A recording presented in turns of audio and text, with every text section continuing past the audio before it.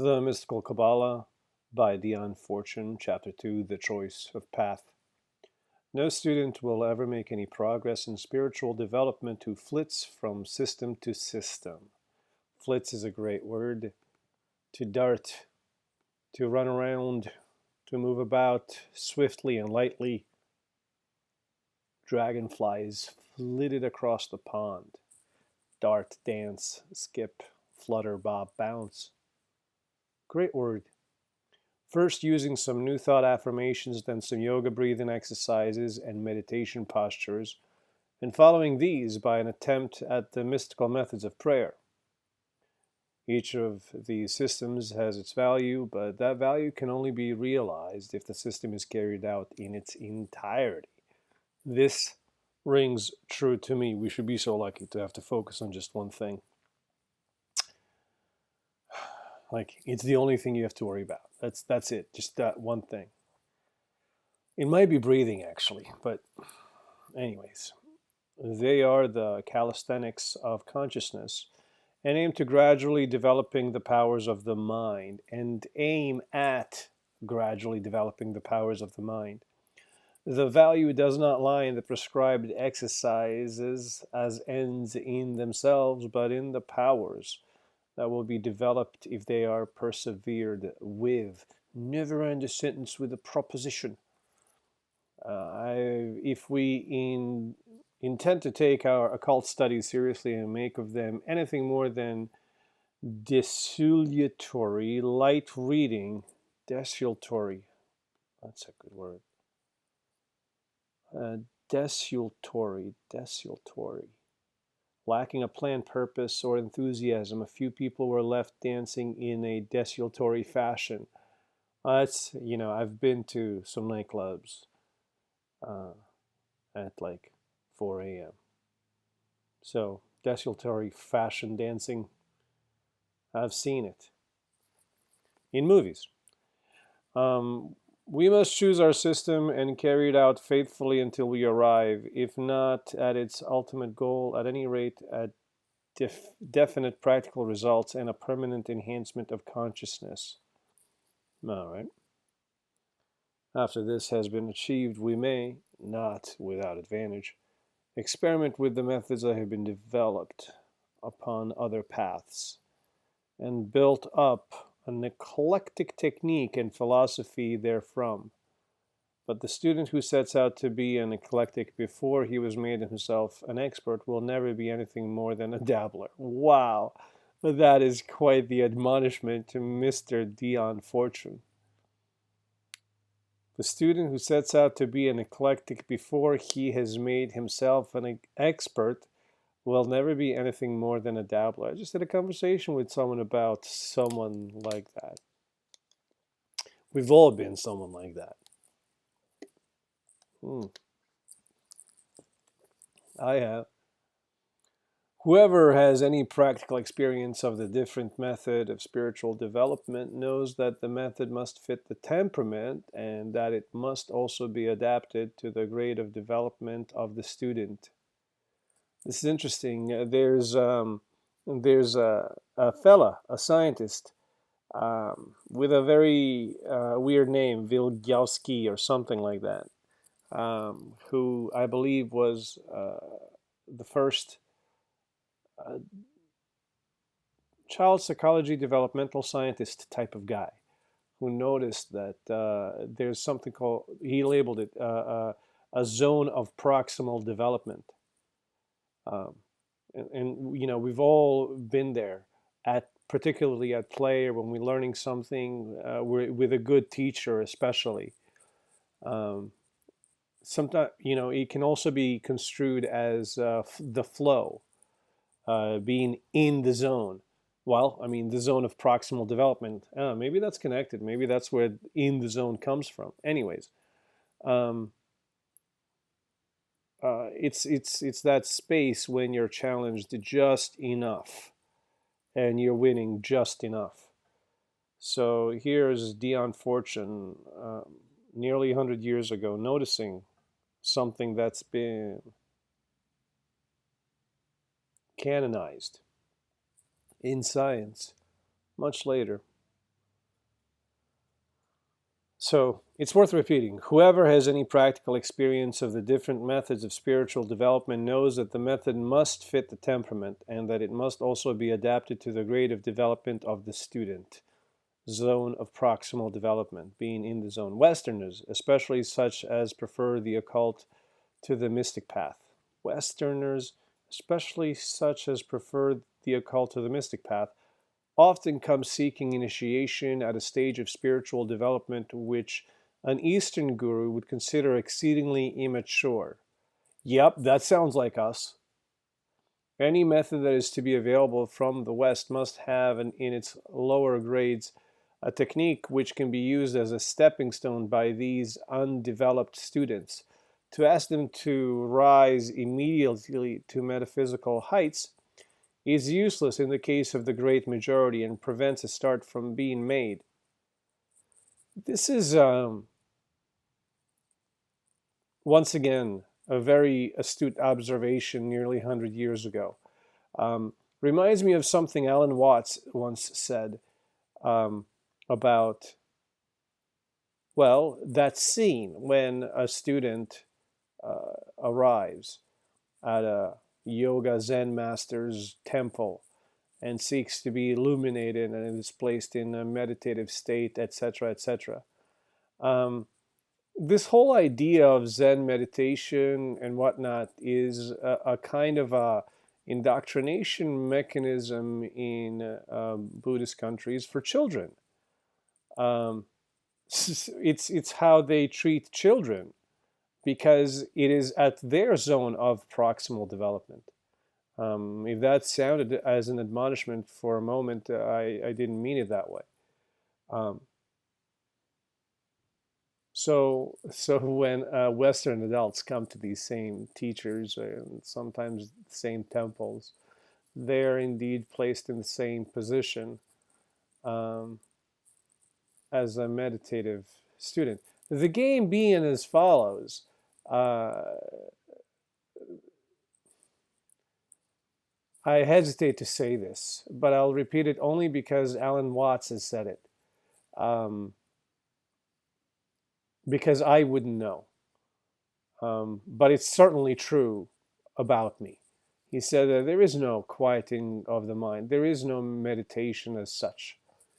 There is a kind of a sitting in silence. There certainly is an inner space which can be visited. Um, and there are frequencies on which our brainwaves can oscillate at. I think normal frequency is about, you know what, I forgot the exact numbers, so I won't even go there.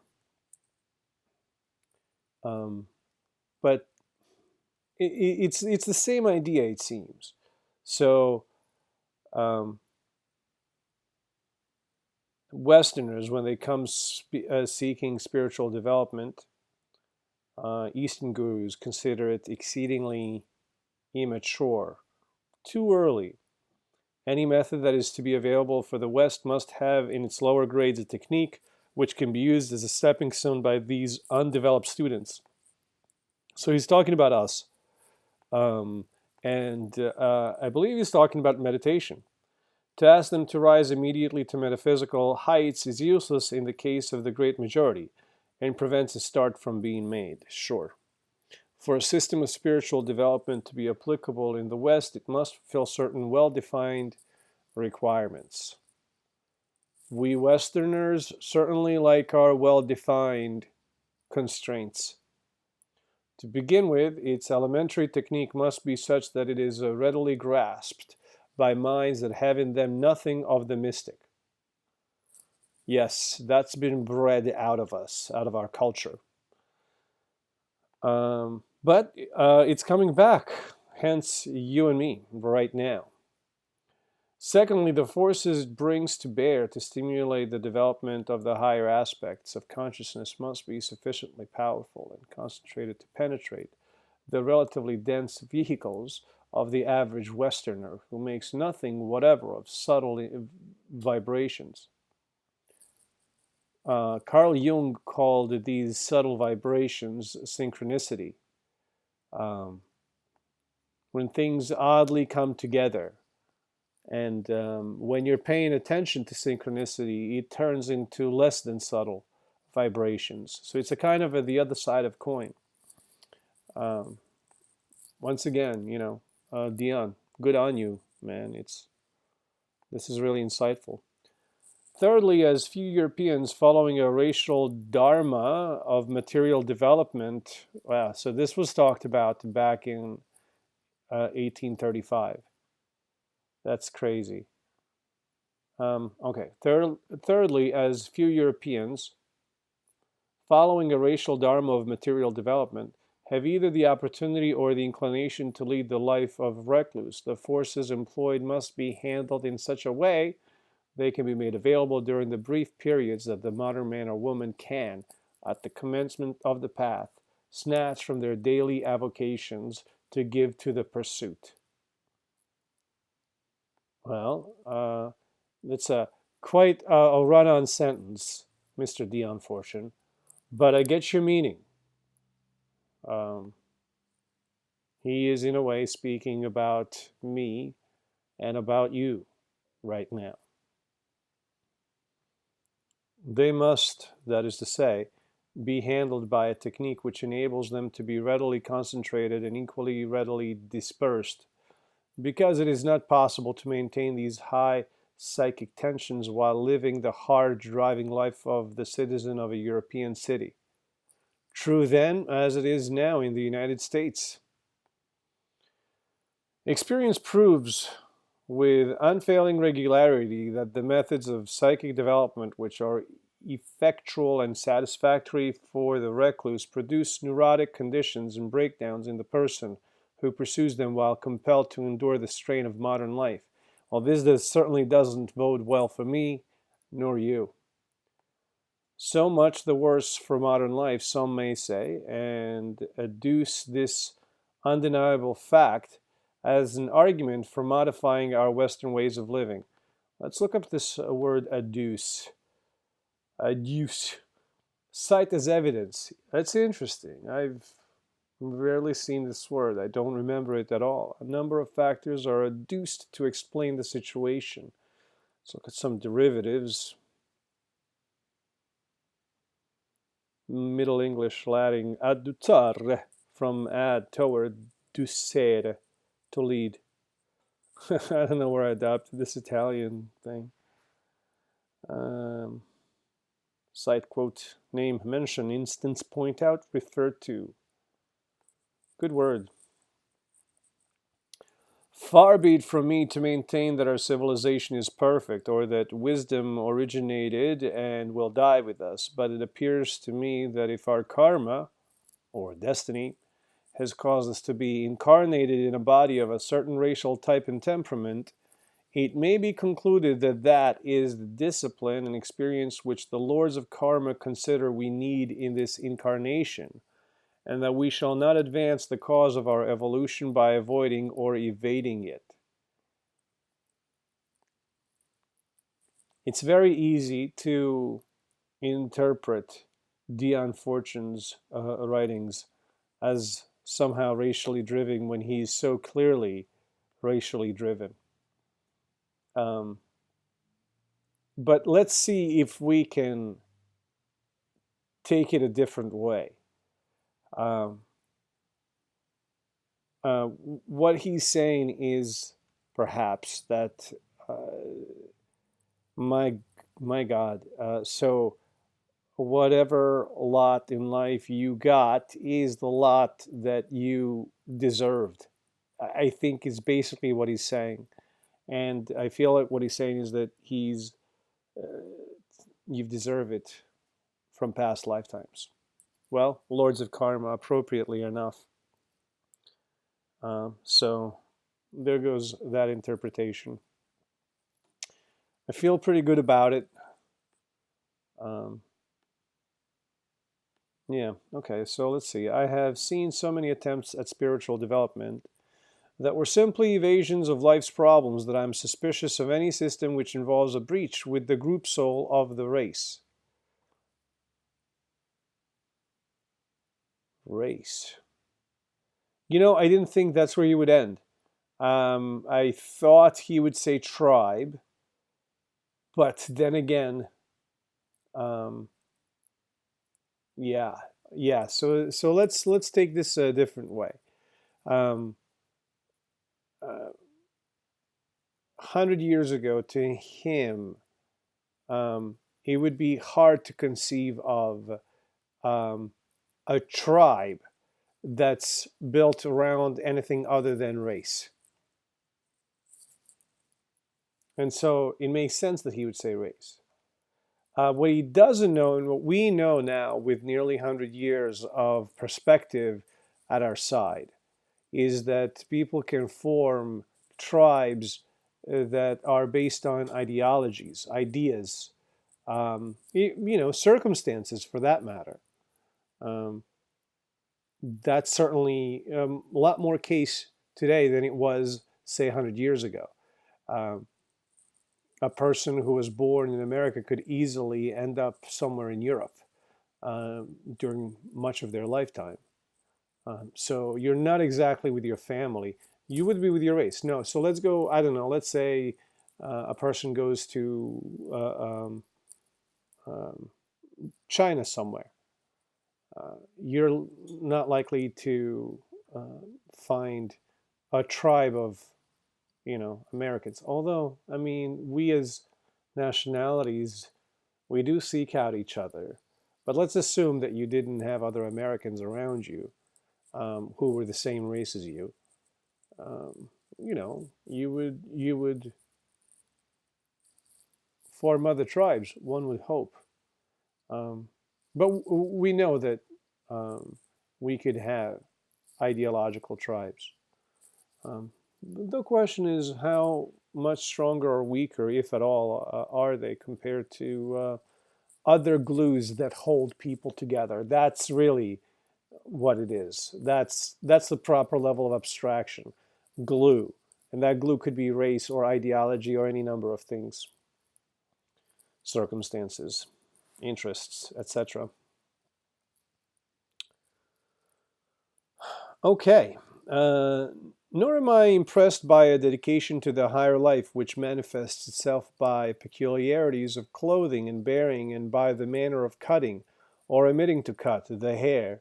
True spirituality never advertises itself. Well, this is some pretty. This is some fire, man. Dion is spitting fire here. True spirituality never advertises itself. This reminds me a lot of what Terence McKenna talks about in terms of the shamanic cultures never really going away, and never been away. Um, Shamans, they walk amongst us. You would never know, because true spirituality never advertises itself. That's it's true. There's those people. They just kind of seem content with themselves in every circumstance. And they seem to know exactly what to do in every circumstance. And when you seek to follow them, they give you nothing to follow. True spirituality never advertises itself. Wow, that's heavy, Dion. That's a good one. Big fan. The racial dharma of the West is the conquest of dense matter. If this were realized, it would explain many problems in the relationships of West and East. In order that we may conquer dense matter and develop the concrete mind, we are endowed by our racial heritage with a peculiar type of physical body and nervous system, just as other races, such as the Mongolian and the Negro, are endowed with other types. So I'm pretty sure this has been scientifically disproven. Um, It's the classic nature-nurture debate. Of course, there's also the self to contend with, um, differences at an individual level, and any sort of temperament-related difference is it's my understanding that this is what modern scientific literature about social behavior indicates, that this is a lot more due to nurture or lack thereof rather than nature. But we have nearly 100 years of scientific backing. So we'll forgive Mr. Dion Fortune his transgressions, small as they are. It is injudicious, good word. It is injudicious to apply to one type of psychophysical makeup the developing method adapted to another. They will either fail to produce adequate results or produce unforeseen and possibly undesirable results. You know, you play with fire, you get burned. What's that saying? I know enough to be dangerous. I think that's what he's saying here. To say this is not to condemn the Eastern method, nor decry the Western Constitution, which is as good as God made it, but to reaffirm the old adage that one man's meat is another man's poison. Interesting. In business realms, this expresses itself often as there are crisis CEOs, and there are, you know, growth or scale CEOs, operational CEOs, the ones that are really good while everything's going well. And there's still plenty for CEOs to do under such circumstances. Don't you worry about that.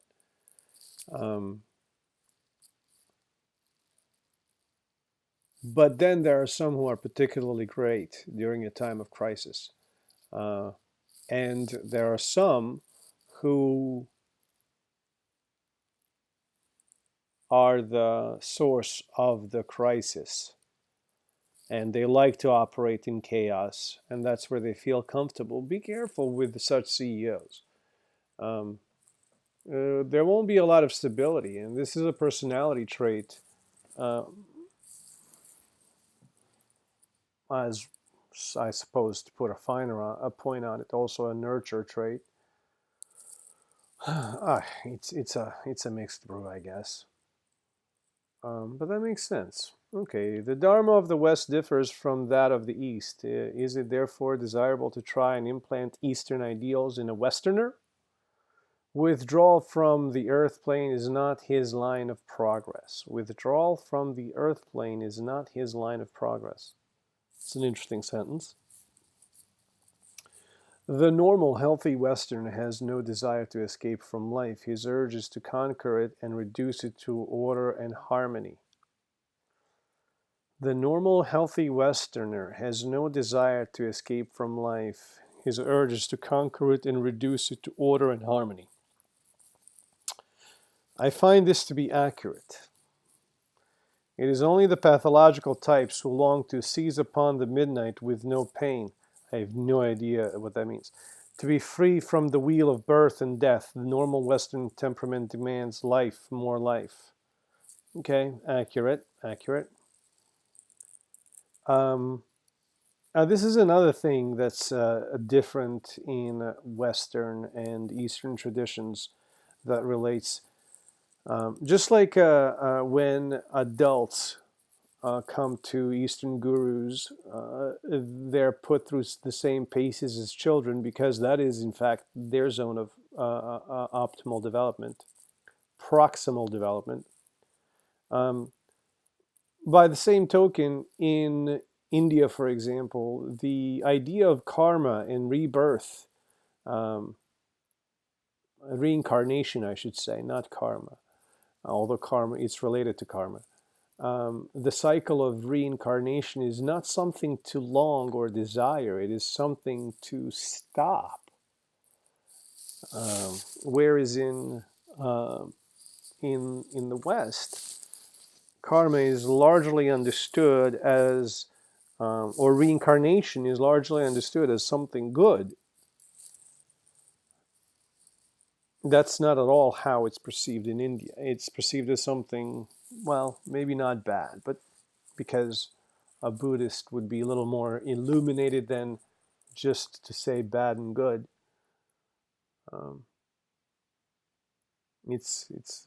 They would prefer it to stop, is really what they would prefer.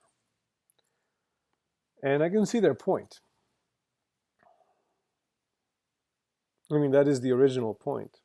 Anyway, it is this concentration of life force that the Western occultist seeks in his operations. Well, concentrating some life force inside the occultist would be nice. He does not try to escape from matter into spirit, leaving an unconquered country behind him to get on as best it may. He wants to bring the Godhead down into manhood and make divine law prevail even in the kingdom of the shades. Very poetic verbiage, but also very clearly communicated as far as I'm concerned. He wants to bring the Godhead down into manhood and make divine law prevail even in the kingdom of the shades. I suppose kingdom of the shades is this kingdom that we're in right now.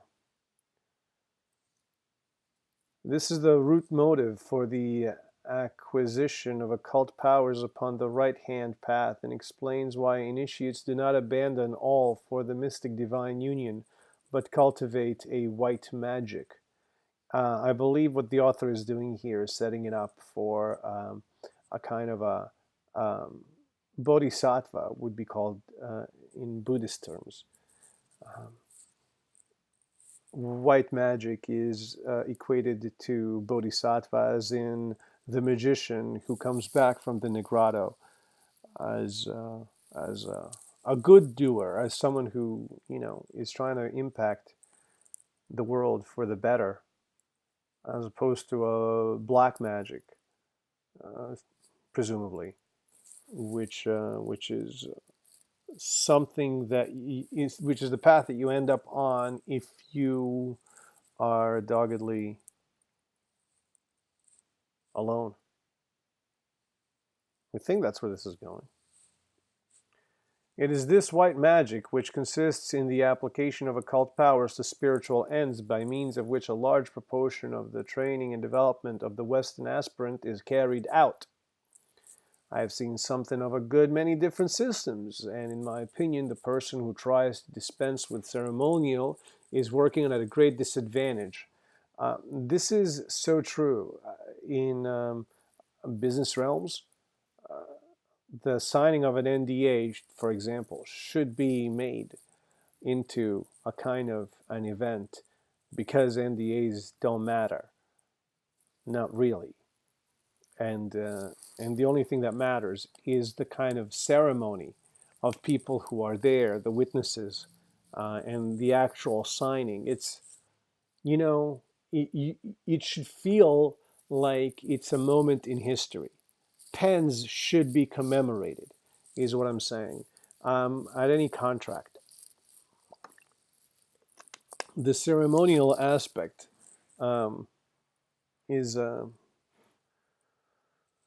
has been denigrated in my mind, and I am finally seeing the light. Not too long ago, I may have not agreed with Dion. I would say dispense with all ceremonies, but that doesn't seem to be the right move. Perhaps the right decision that needs to be made is which ceremonies are carried into the future and which ones are left in the past to die. But then again, that is the question of every moment of every day. Development by meditation alone is a slow process in the West, because the mind stuff upon which it has to work and the mental atmosphere in which the work has to be done are very resistant. It's interesting. It's alluding to something that I mentioned earlier about that meditation business. The only purely meditative school of Western yoga is that of the Quakers, and I think that they would agree that their path is for the few. The Catholic Church combines mantra yoga with its bhakti yoga. It is by means of formulae that the occultist selects and concentrates the forces he wishes to work with. These formulae are based upon the Kabbalistic tree of life, and whatever system he may be working, whether he be assuming the god forms of Egypt or evoking the inspiration of Ichus. Let's look up this word. Meaning Lachus. It's a deity. Lashes? Maybe it's Lashes.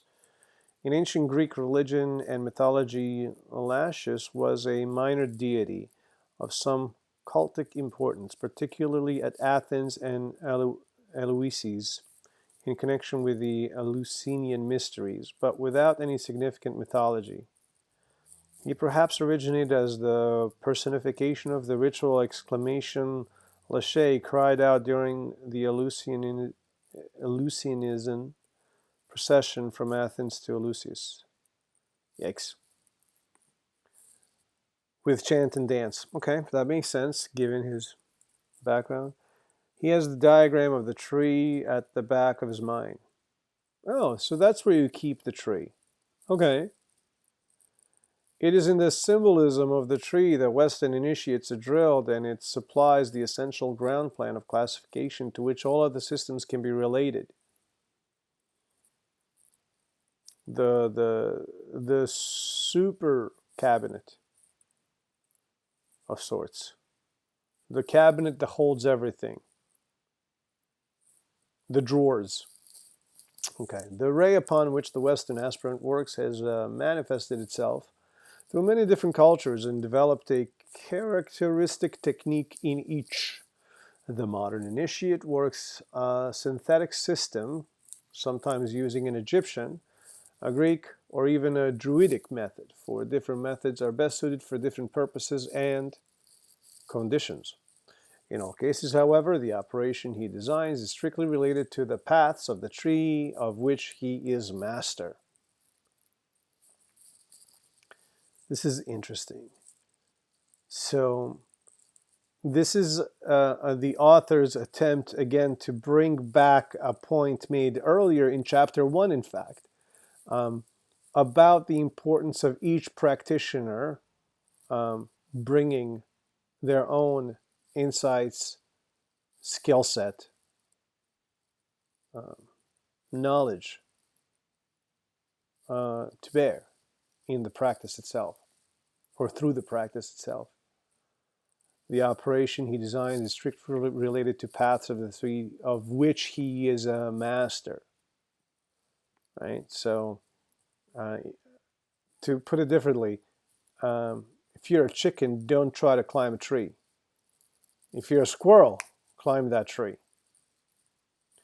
In all cases, however, the operation he designs is strictly related to the paths of the tree of which he is master.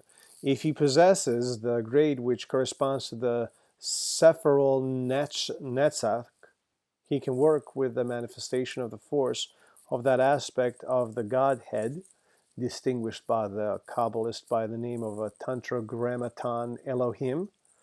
Tetragrammaton. Wow, Tetragrammaton. In whatever system he may select. Let's see if we can look up this Tetragrammaton.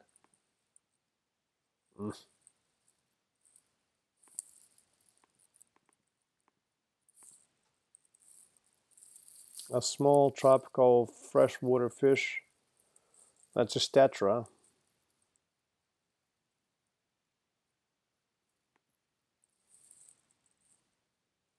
Oh, this is referring to the number of angles. Gotcha.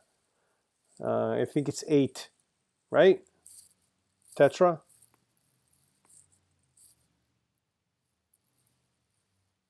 Tetra? Literally tetra. Okay. Numeral number prefixes are prefixes. No, that's not it. Okay, well, let's assume that's what it is. In the Egyptian system, it will be the Isis of nature, in the Greek Aphrodite, in the Nordic Freya, in the Druidic Ceridwen. In other words, he possesses the powers of the sphere of Venus in whatever traditional system he may be using. So he keeps using he, and then powers of the sphere, like the music of spheres that starts to dance and sing. It's the sphere of Venus that starts to dance and sing. Um, Venus being the feminine deity and he being the masculine. I believe what the author is trying to do here is illuminate that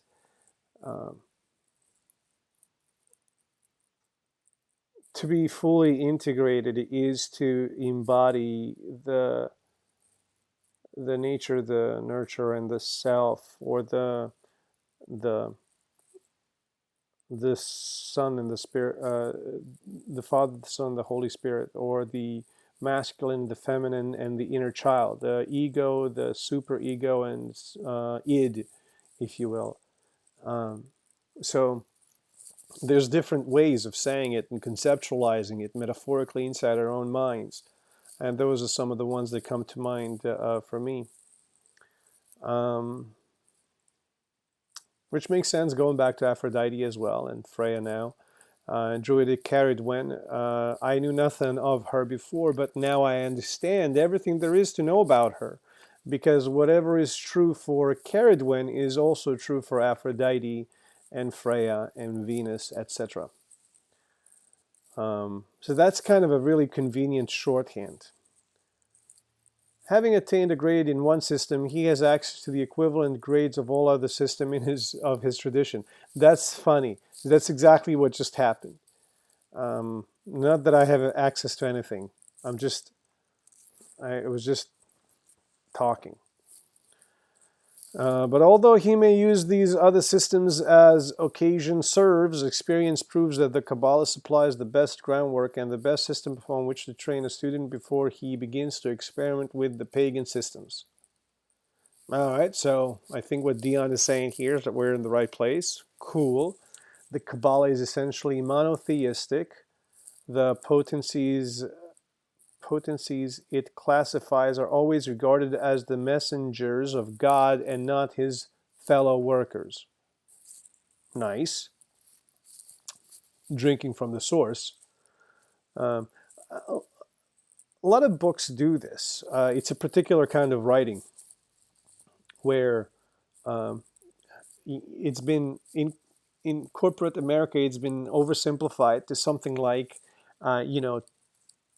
when you're teaching somebody, tell them what you're going to teach them, then tell them what you taught them.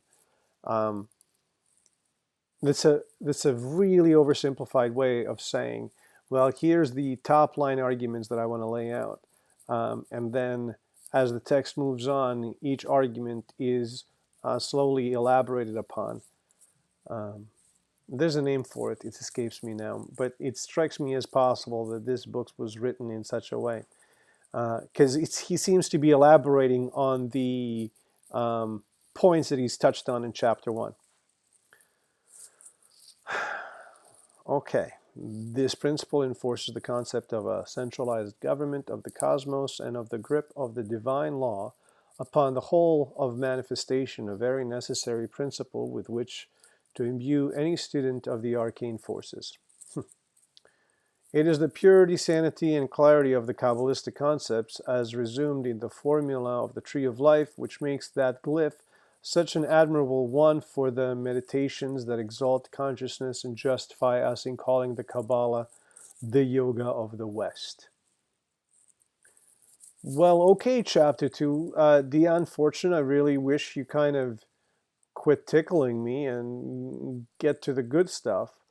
I guess chapter 3, the method of the Kabbalah, is that chapter, which of course we're going to do in the next video. Good night.